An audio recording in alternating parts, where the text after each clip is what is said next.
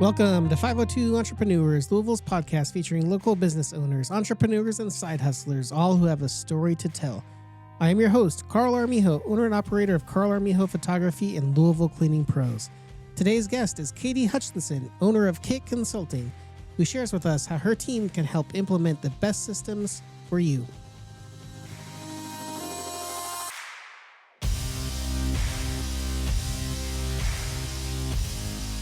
Katie Hutchinson, thanks for joining us here today. Thank you for having me. 502 Entrepreneurs podcast. It's super awesome to have excited. you here in the studio with me. And I know we've been trying to get this scheduled for a while, and I know we have. we had to reschedule a couple times or one time, but glad you're here now. So I'm excited to talk to you. 40-minute drive, love. Well, when you live all the way on the other side of the river, you have to drive. It's a drive. That's kind of a choice totally that worth you it. made. It was a choice. So I can't control your choices, but I'm glad you made the 40-minute drive. I did. And I know traffic today, I was on the road, was pretty miserable almost anywhere. I don't know if you ran into... I didn't run into anything. It was smooth. It was smooth good. sailing. Well, Green all the Glad to way. hear that. Yeah. Good. How was your holidays, Christmas? It was pretty magical. Year's, all that good stuff. Nieces and nephews, we tried to make a lot of memories. So we went ice skating and we did a hot cocoa bar with game nights, and we made Christmas cookies, and so it's not all about presents. That's fun. It's about family How many time. nieces do you have? I have 2 nieces, 2 nephews. Okay. And Were they all there? They were Oh, all that's there. fun. One of my nephews did not go ice skating. No. He was like, no, He's too thank cool. you. He's too cool for that. He would rather live in this basement and play video games. Well, is he a teenager? That's He a is. teenage boy. In They're all general. teenagers. Yeah. 13, 15, 16, and 18. Yeah, I have a 15-year-old, and he would lock himself up in a room with video games and the TV and never leave, and he'd be perfectly happy forever. Just send food And down. he probably wouldn't even come out for food. Yeah, Really? He just gets lost in it. So Yeah. that's I'm trying to get Ollie into coding. that's a good idea. His own games and things, and because I feel like that's a natural, when you're such a gamer, I feel like, I don't know, for me, I would want to know. Right. I know 3 languages. I want to take Python. I think I want to take a class. Oh, I love there you go. learning. Freaking love learning. And I was talking to my niece's boyfriend. He's up at Purdue, and he's taking a coding class this year. He's an electrical engineering major. And I was like, you know what? I think I want to take a class. Yeah, might as well. Yeah. There's plenty of places to do it now. I think there's even tons of free classes for coding, like on Khan Academy and stuff like that online. So I think you can even kind of do it for free. I taught myself a couple languages, and I've heard Python's pretty gentle. Is it? Language. I hear it's pretty popular too. Like a lot it of is people very are learning popular. that one. Yeah. So maybe that's I don't my next know adventure. any coding at all, but I did take a Java class in my freshman year of college, Oh, and I did not enjoy it. I mean, I passed, but Okay. it was Passing's just like good. get through it kind of situation. You know, I love it. I love SQL's like a reporting language, and I love it. I love just doing it, and then you get these reports and these queries and these beautiful things you can do, and you just feel like a puppet master. And with JavaScript coding and things that I do with some of my clients, it's just I just hit that's that. all right. It's not going Can anywhere. can you see these in the video? Oh, carpet We slippers, can as the we Brit can would call see them. you from your ankle up. Nice. But I just love it because you make things. I love making things. Yeah, I think by human nature, people like to make things. I think there's just so many different ways to make things. Coding is one of them. I like to do things outside or, build things with my hands and, things like that. And so that's just like I do get satisfaction from making things. I just don't think I get it from the coding side of things. Yeah. So I think there's a difference between being creative and being artistic. And I think you can be both. And that's when people become like artists. Like my mom is very artistic. Like she can make art happen. But I'm very creative. I can think up things, but I'm not artistic. I can't create it. And so it's frustrating for me, like even coloring or painting painting because I have all these great ideas and then I do it and then it does not look good. And so I think that's why I like coding, because I can be creative and then it does what you want it to do. It looks pretty. Do you think the artistic side of things comes with just more practice? Like you haven't just done it enough to like make it look good? It sounds really boring. I mean, yeah. That sounds really boring. I think it could be. That's very possible, but I also think that people have an innate. I think a lot of people do. A lot of people do. Like my niece, who's 15, has an innate she's both artistic and creative, and I envy that in her. My son's the same way. He's very creative, like for sure. He's like an idea guy. He's got tons of ideas. Like that's me. I'm an he'll idea read a person. book, and then he's like, I've got a million ideas to come up with like a sub book of like this one character who showed up like 2 times in this book, right? And then, but at the same time, he can draw, and I think it's really good, you know. But you know how kids are; they're like real subconscious about everything they do, and they're not willing to like. See, I was never self-conscious. No, I was like, you should see my stick people. They're amazing. I can draw stick people like nobody, and I'm not self-conscious about it all. I have so much probably misplaced confidence. I don't know where I got it. Probably narcissism. Maybe narcissism, but I think in what you do, it's probably put to good use.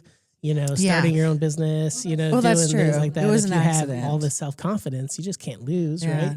You're just going to get it done and win. And I just figured like, I was with my nephew last night. He comes over once a week and helps me with projects around the house, especially, you know, since my husband got sick. And I brought out a saw for something and there was like a little handle on it. He's like, what's that for? And I was like, probably for changing the blade. And he acted like he didn't want to open it. And so I opened it. Of course, a bunch of stuff fell out. He's like, that's why I didn't want to do that. And I was, well, you know, you have to try things. Like you have to try things and see what happens. And I'm a very try and see what happens. Like, can I break it is basically my daily motto. I think coding is perfect for that. It's like very try and see what happens type of model. Yeah. Basically, you break it all the time. Right. You know, there's that 99 little bugs in the code, 99 little bugs. Take one down, patch it around. 197, 400 billion bugs in the code. Yeah, and that's what coding is. It's just like, I try this, syntax error or whatever error. And so you try something else. And then you put it in ChatGPT and ChatGPT fixes it for you. And then So how do you think AI, like you're trying to get your nephew into coding, do you think AI is going to just help coders be better coders in the future? Or do you think it's going to take over the coding and there's not going to be any coding left? It's definitely not going to take over just because garbage in, garbage out. And that's true of like, you know, Googling. Like I know people in my life, my husband, bless his heart, is not a good Googler. And he'll like try to fix something on his car. And he's like, I can't find a video. And so I'll take my phone, I'll look it up. I'm like, here's the video. And he's like, how'd you find that? Like, you just have to know what words to put in. And, you know, I've talked to other people in IT, other coders about this. And you can't just go to Gemini or Copilot or, you know, Claude or anything like that and say, write me, you know, a script for blah, blah, blah, blah. It's not going to work. Yeah. Even when I don't use ChatGPT to necessarily write my codes. I'll use it to copy iterations, or like if I have a syntax error and tons of lines of code, I'm not going to go look for that one period that should be a comma or that one capital that should be lowercase or things like that. I'm just going to plug that in. And it'll help troubleshoot it for you. Yeah. I use it a lot for troubleshooting, for cleaning up code. Sometimes if you write it a long way and there's a shorter way, or like when you join views and there's certain ways if you join them, you'll get one set of, data. If you join them a different way, you get a different set of data. And so I think it helps with definitely time. It's definitely a time saver. I don't think AI will replace coders. Yeah. I mean, if you don't even, like, I could give you code, but if you have no idea what you're looking at, right? Like, I don't know how it helps you. It definitely replaces error. It doesn't replace humans. It replaces human error. Okay. I can see that. Yeah. That makes sense. What's the coolest thing that you've made or coded or something that you'd like? You think is really neat?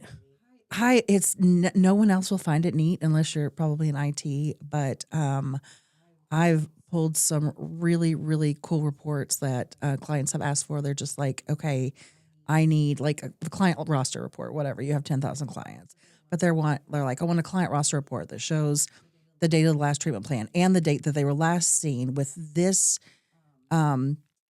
this thing. But it also, I want the location if it was home, and if not, I want it to be blank. And also, I want to know who their primary worker is in this program. If like all these if in this and like all these just add-ons, and I can make things like be read if they're whatever, and it's just the reports. I love writing reports. Gotcha. And automating things in the system, like creating these things where, because I hate duplicate entry. That's silly. It's 2026.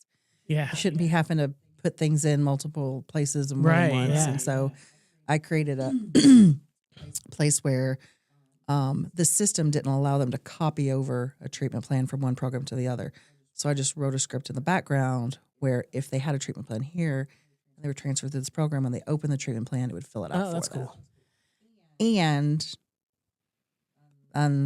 there was an ADA compliance. There was a client we have whose staff member's blind. And so he couldn't use the program to fill it out. And we coded it so that basically he could fill it on his machine and it would populate into the system. Okay. And that was really cool. Yeah. Anytime we can help somebody do their job better. Yeah, that's awesome. So this is probably a good time to like tell everybody what you do. Right. Yeah. What your company is. And I know you guys do a lot. And we do. And that, with the reports and the customization of the systems and things like that is just a piece of what we do. A lot of what we do is technology matchmaking at KHIT Consulting. We help businesses find and implement and customize and train and even support software and software as a system to help their businesses run more efficiently. And we help marry softwares too. So if you're putting data in one and data in another, don't be doing that. We can help marry them and do a lot of automation that is and is not AI, because not all automation is artificial intelligence. So what's a good example of something that's not? Robotic process automation. So for example, we have a client who gets a spreadsheet that has 15,000 lines on it, needs to go into a system so that they can automate billing. And so we just feed it into our system that would log in and just puts all those events in the system. There's another one where they have two spreadsheets they need to combine together. Mm-hmm. Rather by doing it hand, they just upload it into our web tools. And then the robotic process automation combines them and spits it back out for them. Yeah. It's not necessarily AI. It's just a process. A robot clicking buttons. Yeah. Mm-hmm. Yeah, that makes sense. So KHIT Consulting, it's spelled KHIT, which I guess obviously is your initials plus IT. You would think it's obvious. Some people don't know. Some people don't know what the KHIT is for. Well, maybe it's just because we know each other, but that's I don't know. Katie Hutchinson and Information Technology is what they that's good. Consulting. So, and how long have you guys been in business now? Next month we will be celebrating 7 years. 7 years. That's exciting. Number 7. That's a good number. Yeah. It is. That's pretty good. And how's those 7 years been for you and getting this thing started and getting up and running? I feel like you guys are in a pretty good place right now, right? We're in a great place right now. I started in 2019. February 2019 is when KHIT was born. I actually started working for myself in 2018. Took on a couple of projects, realized I had more work than I could handle. My sister, who has a bachelor's in business and a minor in economics, I think, was a stay-at-home mom. I was like, hey, do you think you could help me out with a couple of projects? She did work for free for me for a while. And then it got bigger. I hired some 1099s to finish out this one project I had that was pretty big. And then in 2020, and so KHIT was born in February of 2019, but then in 2020, we made all of those 1099s W-2s. Okay. And so there have been 8 of us for a long, long, long time. And of course, we made all the WW2s in February of 2020. And everybody remembers what happened in March of 2020. Yep. Shut down. Now, we were already remote. We were all remote anyway. But, you know, a lot of our clients were not remote. Sure. They were mental health facilities, behavioral health, substance use facilities that helped people on site and groups and individual and things.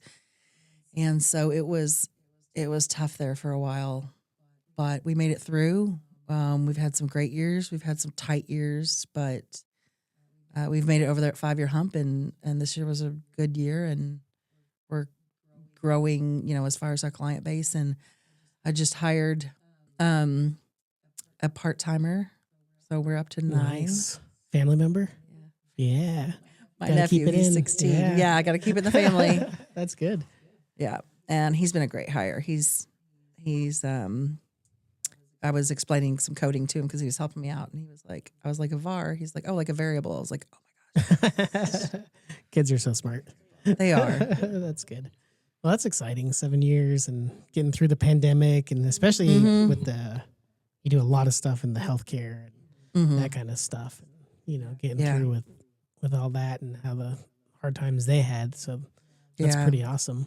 What would you say is your like ideal client situation for you guys, and who you're looking for to work with, and who you can help with systems the most?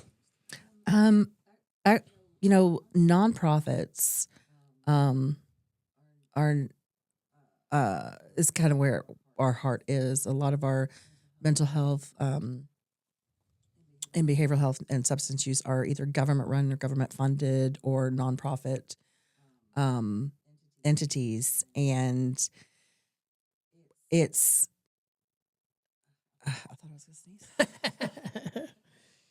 Okay. You're good. And so, you know, those kinds of companies and organizations just have so much data they have to collect. Right. And their staff is always either volunteer or they're overwhelmed, or, you know, they have to log licensing hours. Like, there's so much more that goes into running those types of organizations and those type of businesses than just serving their clients. And that's why we love helping those types of businesses. Like, we do in the home, you know, like electricians, and we do manufacturing, and we do logistics, and we do spas and salons and restaurants and all those things.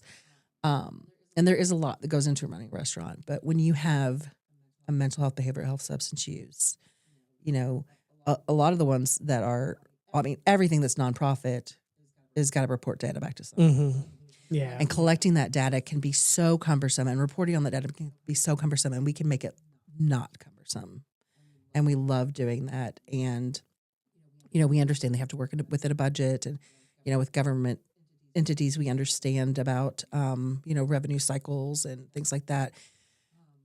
Also billing, insurance, Medicaid, Medicare. You know, we have clients in most states and know about all the different Medicaid. We know all the CPT codes, the HCPCS codes. We know, you know, all of that, and can help with setting it up, making it as easy for the staff as possible to take care of their clients, rather than doing all that other stuff. I imagine once you get the government involved, it just becomes even more and more of a burden. It is. We have a client in Texas that has so many reports that they have to have monthly. Yeah, I can imagine. Yeah. Mm-hmm. Not only do you have your board you got to report to, but then the government and all that stuff. I'm sure it's just a lot. Everybody that gives you money.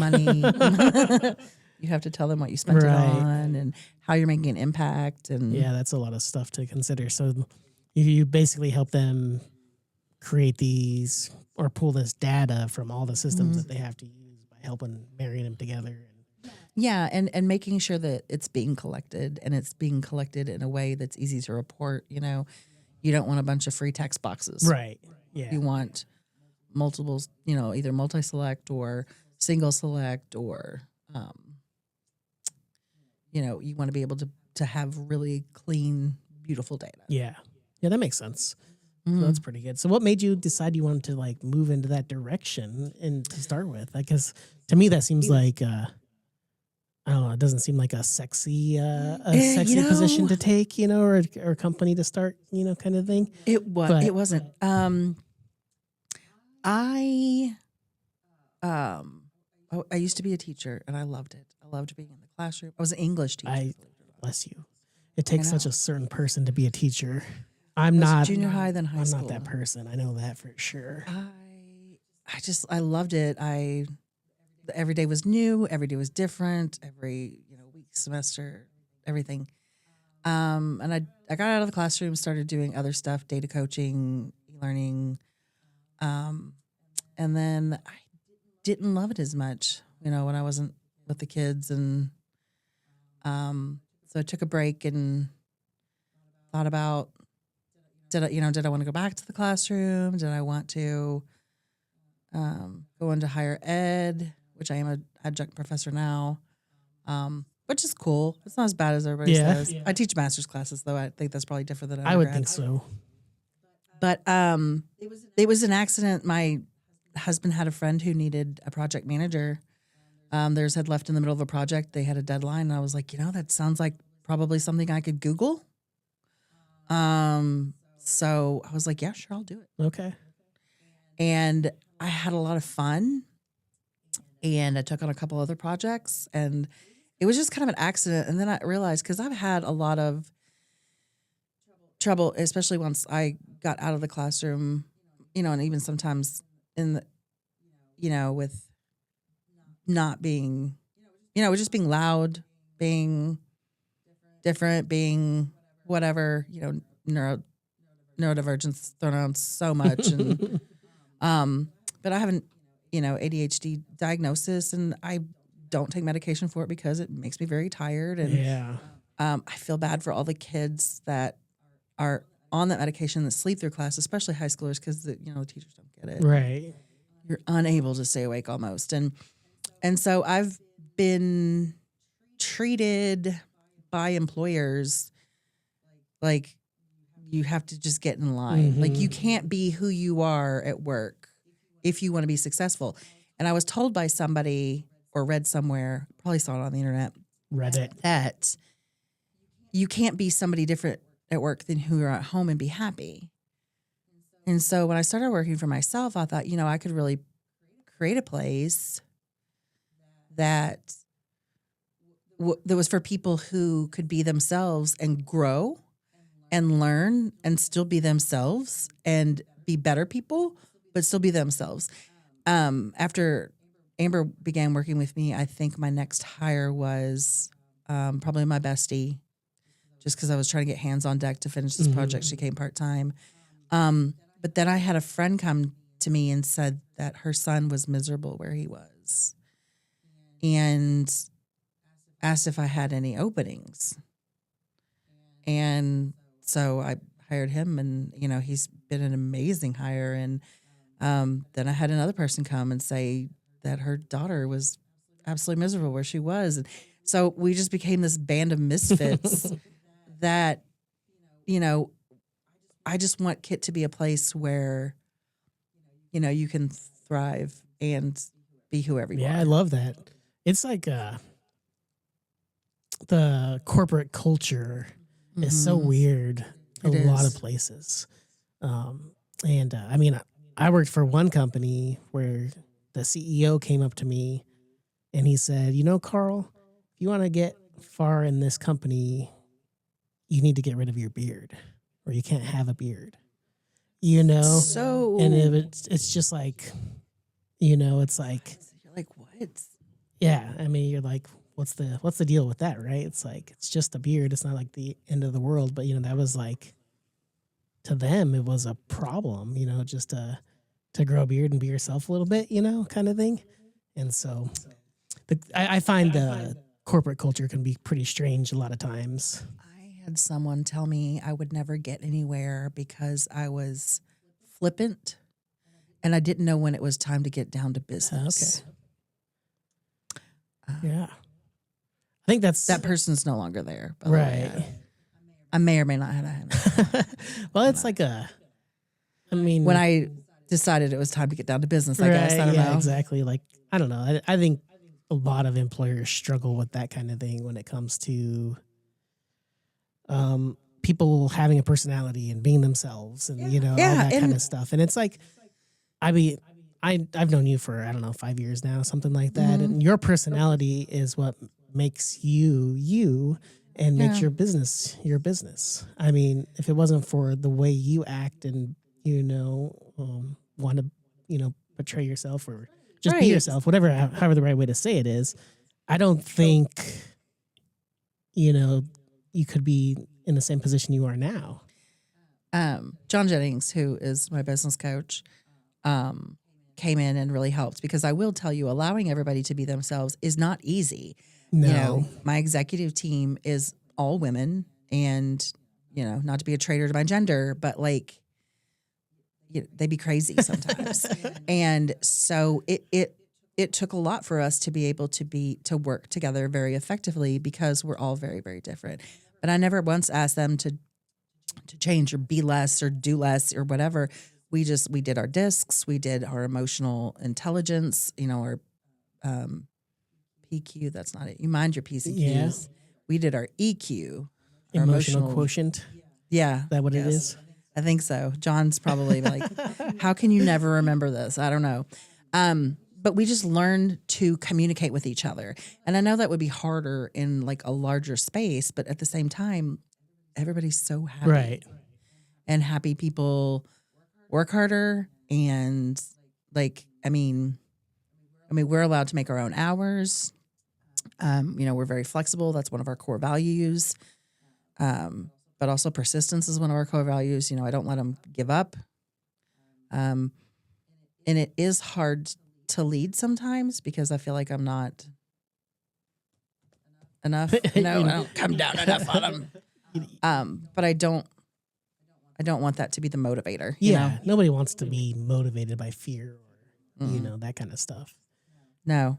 Although I swear, when I ask them if I can call them, they still think I'm going to fire them. So. You got a minute to chat? Oh, no. Right. Yeah, I'm getting fired. I've never fired anyone. I feel like the motivated by fear thing works for parents, though. Oh, yeah. You have to scare the crap out of your kids. Yeah. I think it's good for parenting, but maybe not for... I'm still scared of my parents. Yeah, me too. But yeah, I'm like an adult. Right, okay. Right. Exactly. And I'm still scared of my parents. Yeah. I mean, they know more than we do, right? They do. So, but well, that's really cool. I really admire the culture you've built over there, and Thanks. Everybody that I've interacted with that's been a part of your company has been just so awesome and so easy to work with and all that fun stuff. And you guys do stuff that just sometimes I have no idea what it is or how you do it, but that's the magic of it. And it's sometimes I don't know what I do. Sometimes I promise stuff, and Rebecca's like, "Please stop promising that. We can't do that." I'm like, we probably could. Like, nothing's impossible. She's like, some things are actually. I'm like, no, they're not. Not with that attitude. Not with that. Yeah, with that attitude, maybe. Yeah. But we're gonna figure it out. Yeah, that's good. Absolutely. So BNI, you're in my BNI chapter as well. Yeah. That's how we kind of met each other and knew each other. Like, I think you're one of the reasons our chapter has grown and has kind of come where it is, because people see your personality and you being yourself and think, well, this place isn't too stuffy, you know, kind of because a thing. Whatever comes to my mind, I'm going to say it out loud. And so I think that helps a lot. It makes the meetings kind of fun and enjoyable and, a little bit off the wall sometimes. But I think it's in the 5 years since I've been part of that group, I think I've seen the chapter loosen up even more. Yeah.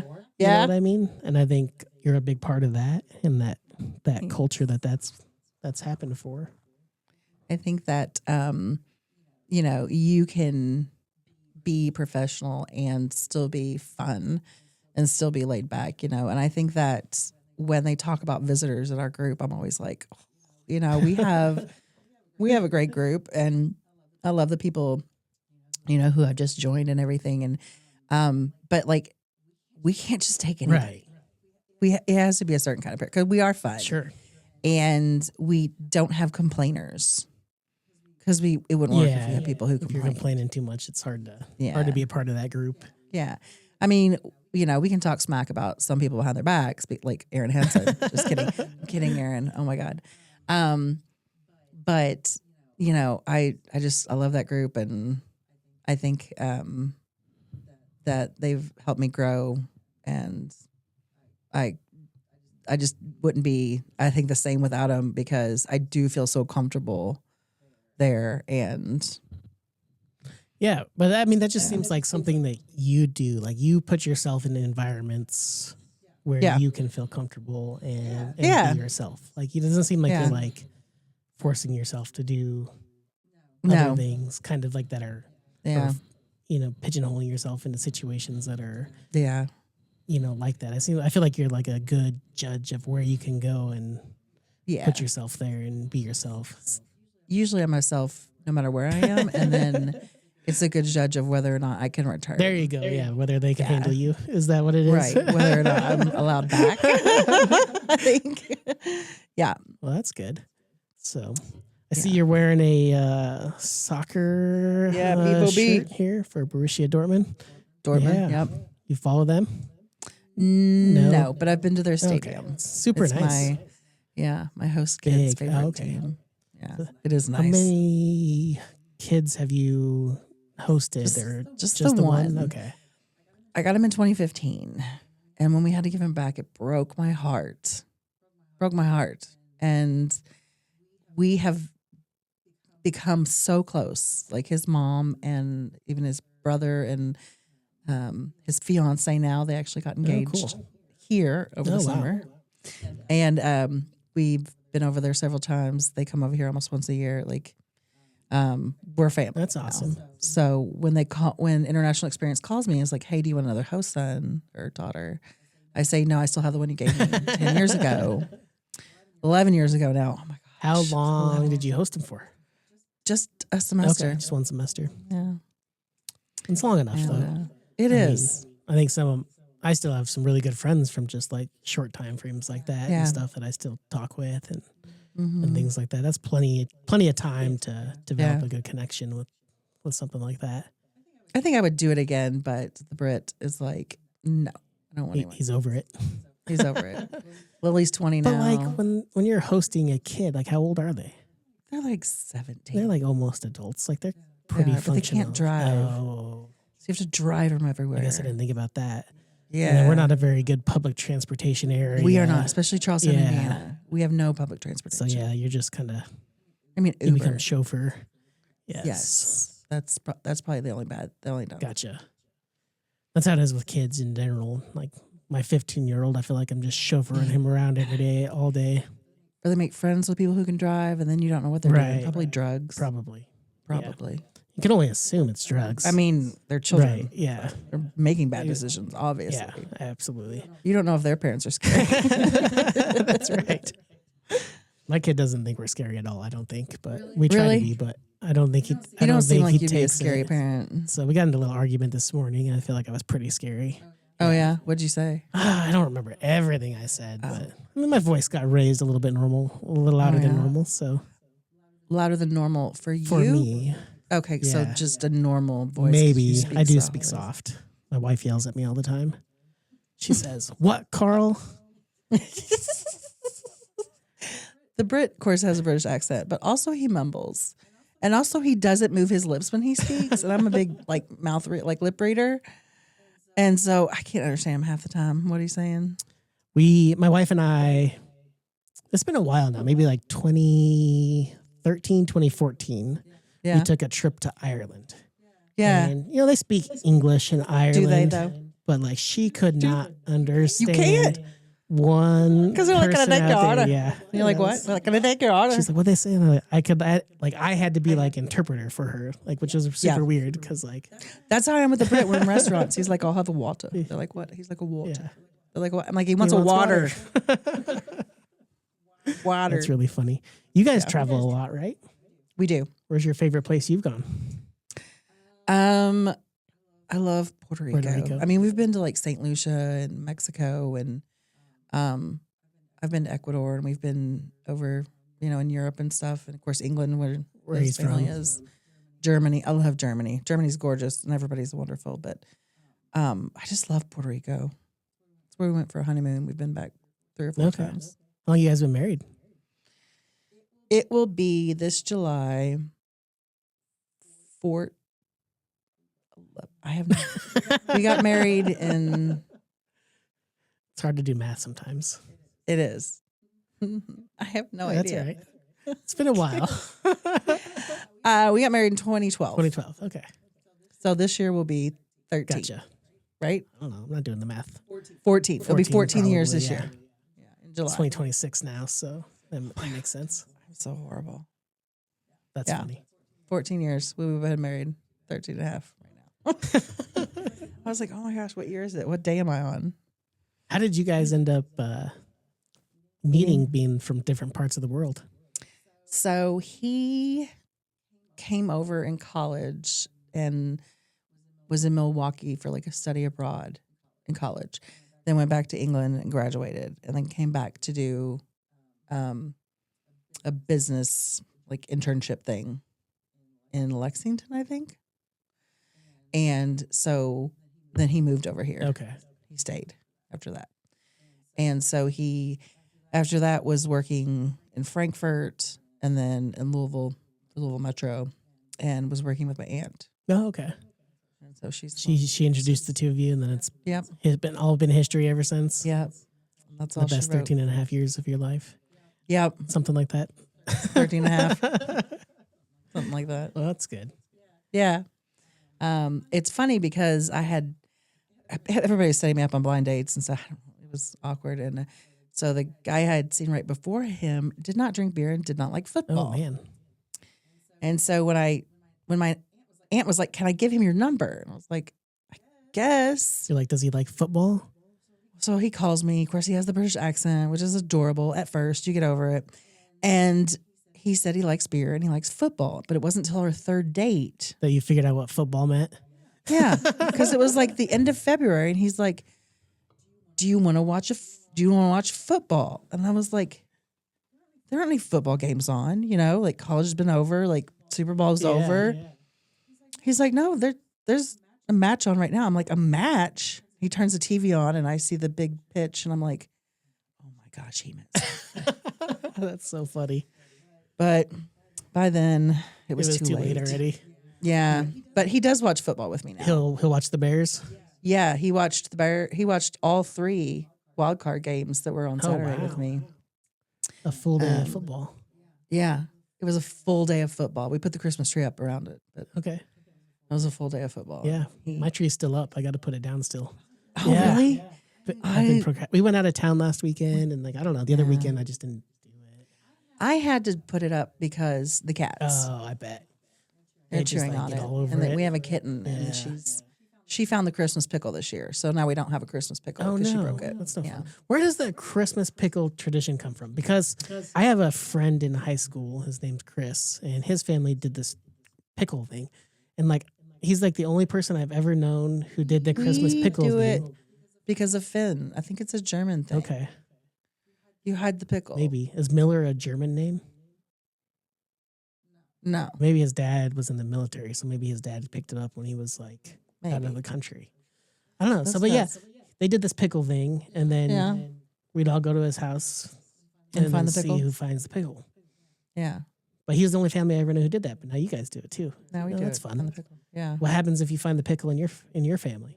You get a treat, or you get like an extra prize, or like an extra present. Okay, an extra present. Yeah, except we didn't do Christmas this year at my house, and so nobody found the pickle, and then the cat broke the pickle. So now you got to get a new one. A new pickle. Yeah. Dang. All those years of tradition.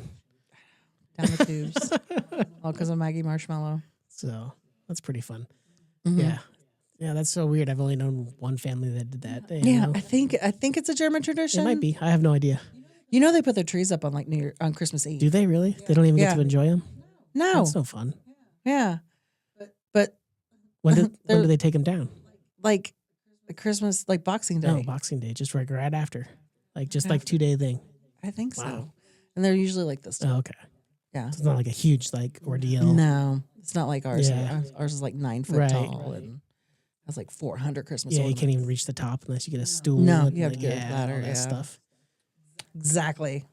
We do everything big though. Well, if you're gonna do it, you might as well. Might as well. Yeah. It's only fun if you do it big. Right. Who wants a dinky little tree? Charlie Brown, maybe? I don't know. We have 2 trees. We have one normal sized big tree that goes to like the ceiling. And then we have a dinky tree for the back room just because I liked it. Yeah. They're both fake, but the other one, the little tiny one, came in like the stand is like a bourbon barrel kind of thing. So I liked it, so I bought it. Lily, my bonus daughter, used to keep one in her room, but we got rid of it. And this was just first year we had a fake tree because the real ones are just getting so. How are they? How much are they? 185 is what we paid last year. That's a lot. It is a lot. I hope you can't hear my stomach. I'm fine. I don't hear nothing. Okay, good. I hope the mic's not big. The mic's a lot closer than I am. Okay. you gotta eat that lunch. I know, right? Had a late breakfast. We did get a real Christmas wreath this year. Yeah, so we put that on the front door and all that stuff. I like those things. But like the trees a lot with the needles and the watering and all the cleanup and everything. It's just it's hard to hang ornaments on it too. The heavier ornaments not as don't rigid and things like that. Yeah, as well. So, but got to get that tree down this weekend, I guess. Yeah, it's like past time. It's almost time. It's past time. I normally like New Year's is kind of like just after New Year's. No, my birthday's January 8th. I have to leave it up past my birthday because I love Christmas. Yeah. Christmas is the best. It is. It's my favorite holiday. And as I get older, the more like I just enjoy it for the kids and stuff. You know, it's just like they love it so much and you know, that kind of stuff, and just spending time with family and kind of doing things. We went out to Colorado this year for Christmas because that's where I'm from. And my parents and my sister and my nephew, they were still all out there. And we spent Christmas in Germany in 2019. We brought COVID back. Oh, perfect. And it was magical. The Christmas markets and all the, just being with family and it was incredible. Yeah. My wife spent a semester in Regensburg, Germany during her, I assume, undergrad. I don't know. It was either that or the master's. I don't remember which one, but she loved it out there and and all the markets and the trains and all that stuff. And she really enjoyed that. They had it wasn't this year, it was last year. We drove up to Cincinnati for a day. They had like a little Christmas market. Oh, really? Up there, but it was like it was okay. Like they had a little ice skating rink and like a little bunch of little stands and stuff. They do like that in Louisville and Harristown, but it was pretty fun. So I ice skated. Did still you? Pretty good. Was it a real ice skate or was that plastic stuff? No, there was like real ice. Yeah, but it was like still kind of like a small little rink because it's temporary. They just bring it in, set it up, kind of thing. But still fun. Yeah, so, I love ice skating. I've never been to Germany. I'd like to go.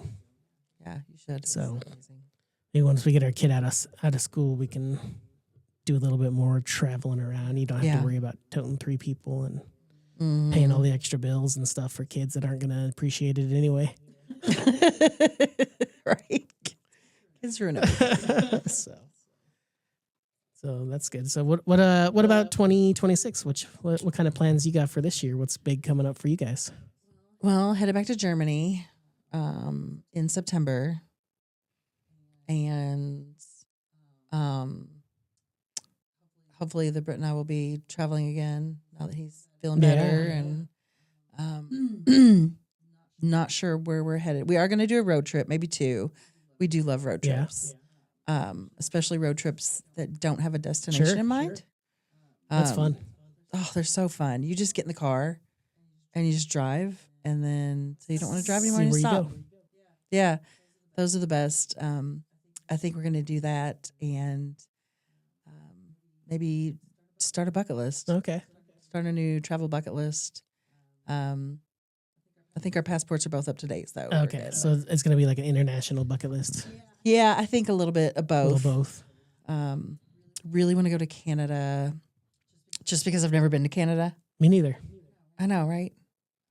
I want to see moose, but I've been told several times that there are moose in the States. There are moose in the States. But are they Canadian They're moose? not Canadian moose. They're Right, States moose. there's a difference. States moose don't see as I think maybe if you get close to the border, you might catch the Canadian moose, but I don't know how you would know. How would you know? He's on the U.S. side. Like, I don't know. If he's like, hey, I'm like, oh, that's how you one. know. We're doing the Pacific Northwest. Have you ever been there? I've been to, so I've never been to like Seattle or Portland, like the Northwest. I've been to Washington State, but I've never been. Washington, Sarah, my sister and I went to Forks, Washington, which is the setting of Twilight. Okay. We did like La Push Beach and the Quileute like reservation and all that, but we were on the coast, like the very upper northwest part. Oh, it was so beautiful, like the Hoh Forest. There's a rainforest up there. Yeah, they get a lot of rain. Yeah, it's a lot of rain, and they have the Hall of Mosses, which is just like moss covered trees. It's like a cool. It's really pretty. So the Brit wants to do that. I think we'll do that. Yeah, that'd be fun too. Our honeymoon was actually kind of like a road trip. Yeah. So what we did is we flew to somewhere, Maine, I think. I can't remember where we flew to. But wherever we flew to, we rented a car there and then drove back home. See, and then we did it over like 10, 12 days, something like that. And what we kind of loosely did is we kind of followed the Appalachian Trail kind of back home. Oh, yeah. And so we'd do all the fun tourist stuff. Like we went whale watching. We went on a moose tour, like all that, kind of fun stuff when you're up in that northeast part of the country. So cool. But then we'd get an Airbnb that was like kind of close to the trailhead. And then we'd hike for, a few hours a day. Yeah. And then, kind of get back to our little home base and then drive to the next spot. And we kind of did that and worked our way home over time. That. So that was super fun. That's what I want to do with Canada. I want to drive there and fly back. Okay. Yeah.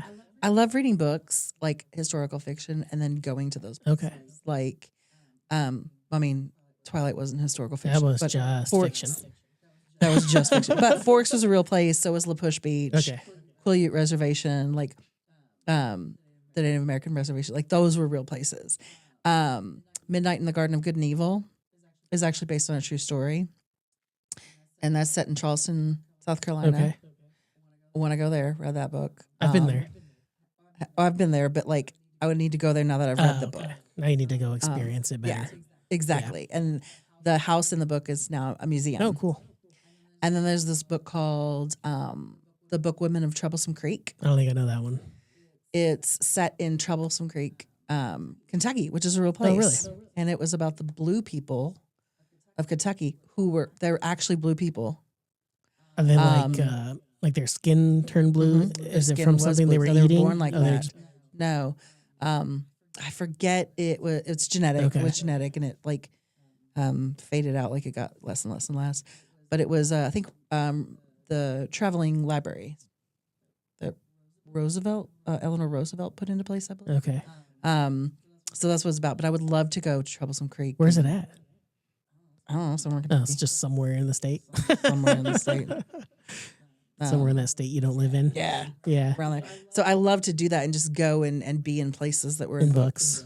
Yeah. I mean, we don't really know if Twilight wasn't historical fiction. That's true. It could be. Vampires could be real. That's true. We don't know. Yeah. I mean, I don't know. I don't know. So- I would believe. I believe in ghosts. Yeah. Yeah. What? Do you have any good ghost stories? Have you experienced a ghost?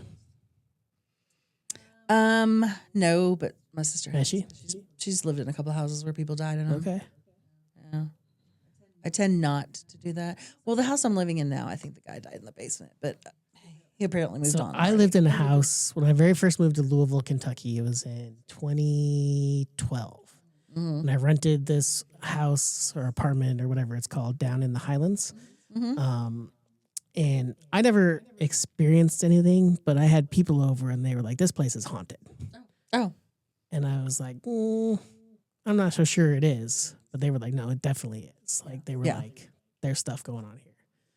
And I never like noticed anything or felt anything, but that doesn't mean I don't believe. You know, like I think some people are more sensitive to that stuff than others.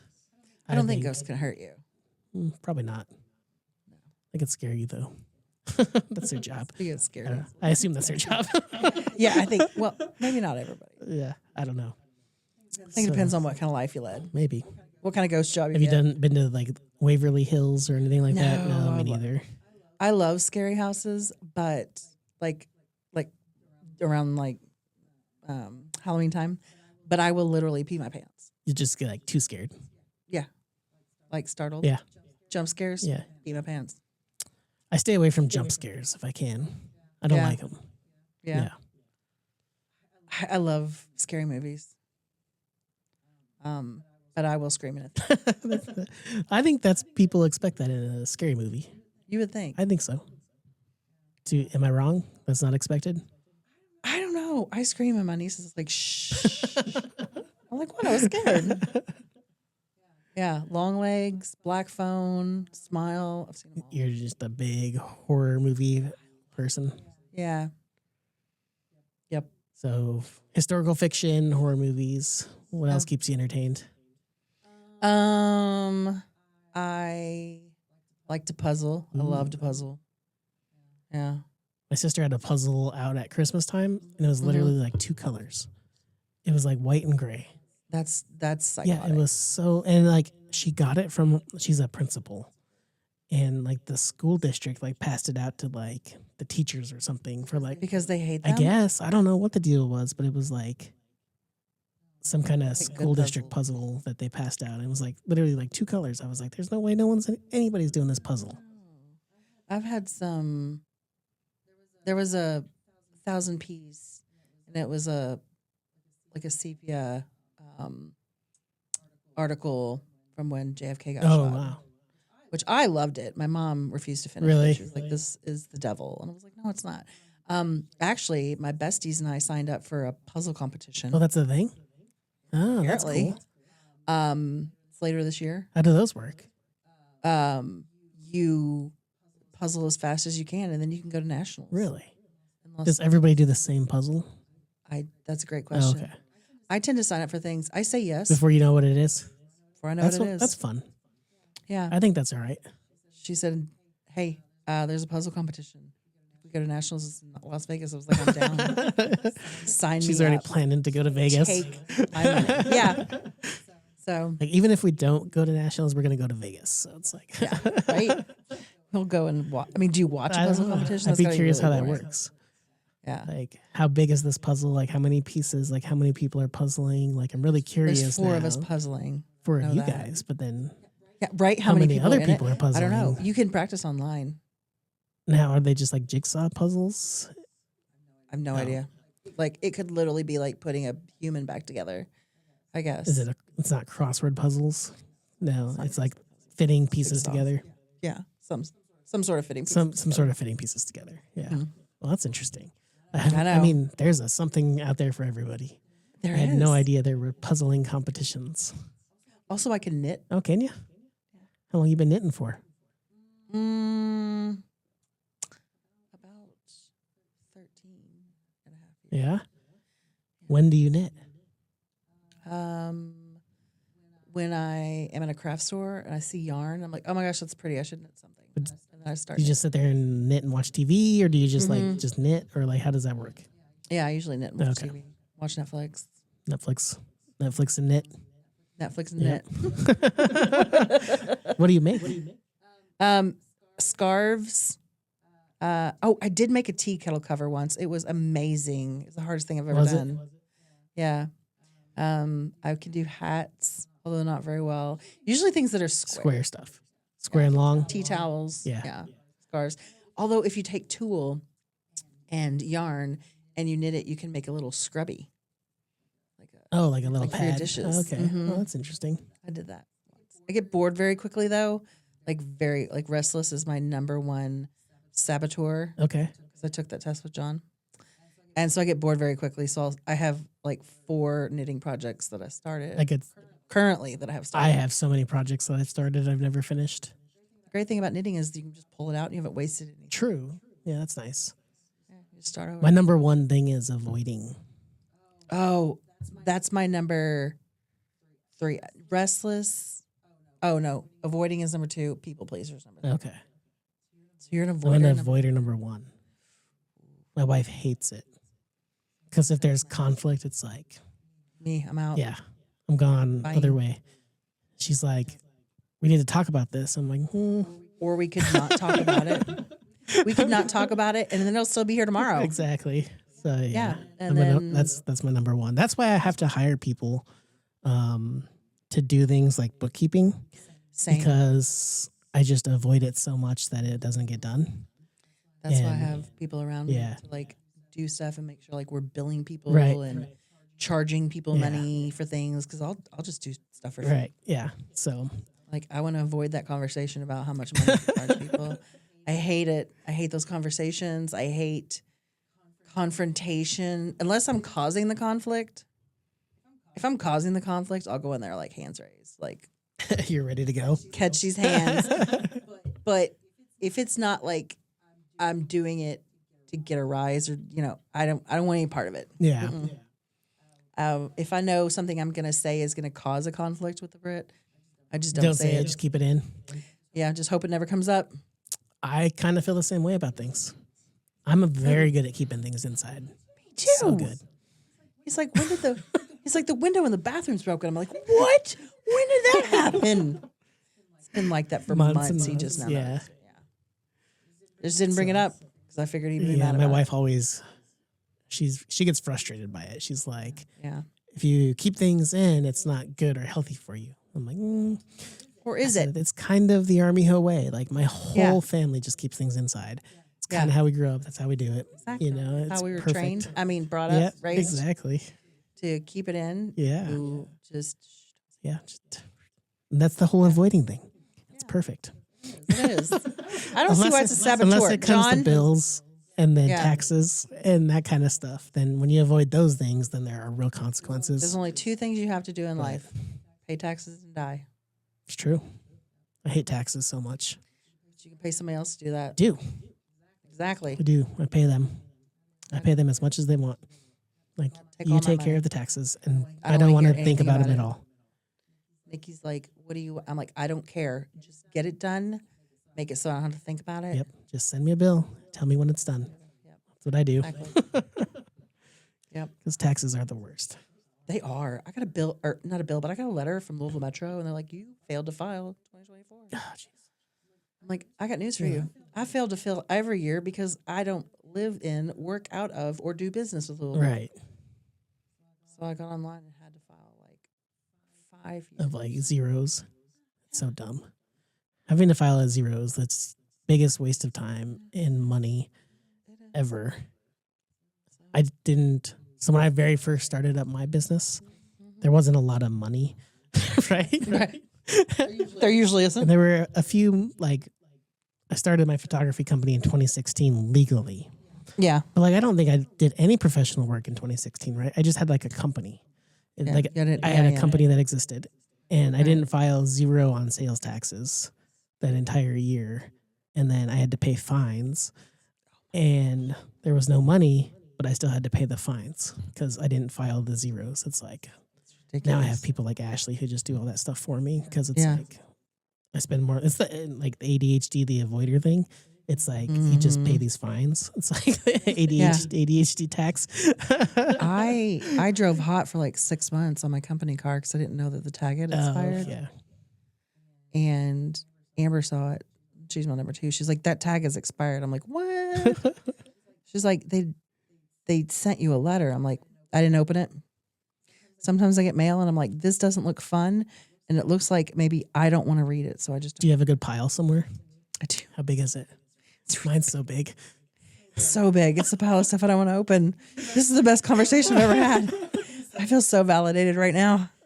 Yeah, it's really big. That's the stuff I always get the mail. I hope the Brit never listens to this podcast because I get the mail and I go through it and I take out things that I don't want anybody to There see. you go. I put them in the pile. I have a pile. Sometimes the pile migrates to a drawer. when I'm cleaning. So then it becomes like a mail drawer. Oh yeah. So- Riverlink is probably going to come repossess my car because every time I get an envelope from Riverlink, I just don't open it. The very first time I dealt with Riverlink, I just did the automatic like payment thing. And so they just take money out of my card every time I cross the bridge. We do that with all our personal cars, but I never set it up on the company car. I should do that. Amber could probably do it for you. Yeah, She'd probably be happy to. probably. So we stop getting all these overcharged. You have not paid this $5 for crossing the bridge and whatever. Yeah. So, but like the mail thing is real, and my wife, she does not appreciate it. But if the Brit knew about it, he wouldn't appreciate like, it. You know, sometimes just can't open it. That's just the way it works. I can't explain it. It's just the way. No, it you is. can't. You don't want to. You don't want to know. And if you don't know, you can't be That's sad. right.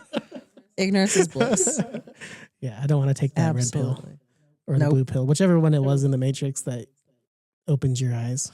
Yeah, no. Yeah. It's like the Barbie movie. This one will go back to the way it was, and this one you'll find out everything. Like, I want this one. Back the way it was. Back the way it to was. bliss.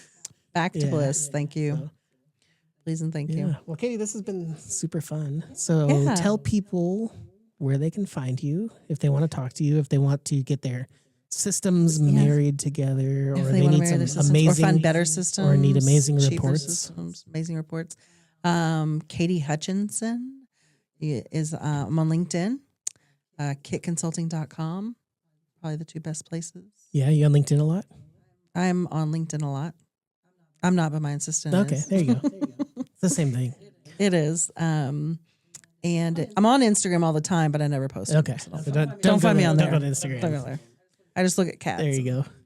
Dogs. Cats. Well, thanks for coming. I really had fun. I appreciate it, and look forward to seeing what you guys do in 2026. Yeah, All me right. too. Thanks. Thanks.